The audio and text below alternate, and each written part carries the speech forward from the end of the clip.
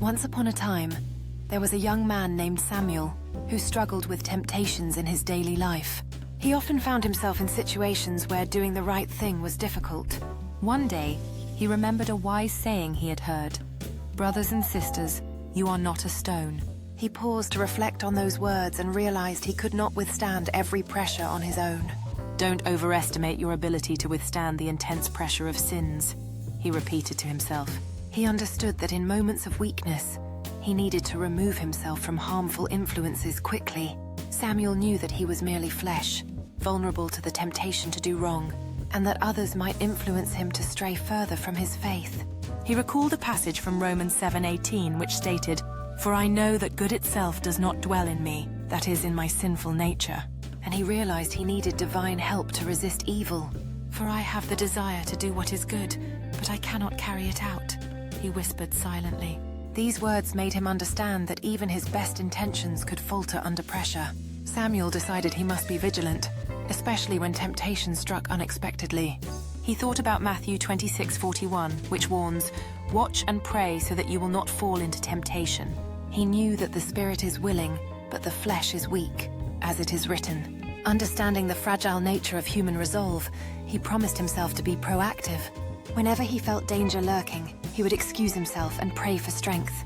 He realized that overthinking or dwelling too much on temptation could weaken his resolve. The scripture from Romans 7:21-24 resonated deeply within him. He often felt like a prisoner, caught in a constant war between good and evil within himself. In his heart, he delighted to follow God's law, but he also recognized the presence of another law at work against him. It was a battle between his desire to do right and the pull of sinful temptations. "What a wretched man I am," he exclaimed in despair at times. Yet, he found solace in the hope of salvation and the prayer for rescue. Samuel understood that only God's grace could truly save him from his weakest moments, and he relied on prayer and faith to sustain him.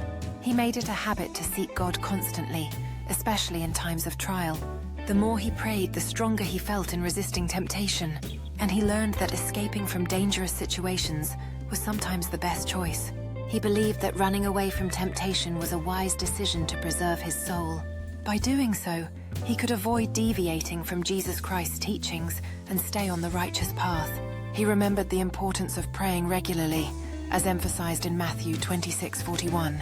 This verse reminded him to be vigilant and not to underestimate the power of his flesh. He knew that weakness was part of human nature, but God's strength was sufficient.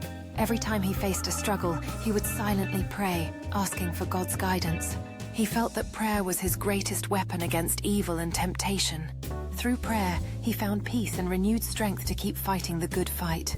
Samuel also made a conscious effort to surround himself with supportive friends and mentors in faith. He understood that community and fellowship could bolster his resolve. He was committed to not overthink or overanalyze his temptations, but to act wisely. He believed that sometimes the best way to resist is to simply run away before falling into sin. Through this practice, Samuel aimed to stay true to his faith and his conscience. He knew that Jesus always watched over him, ready to help when he sought help sincerely. In the end, Samuel's journey was one of constant vigilance, prayer, and reliance on God's mercy. He hoped that by sharing his story, others would also understand the importance of resisting temptation and turning to God for strength.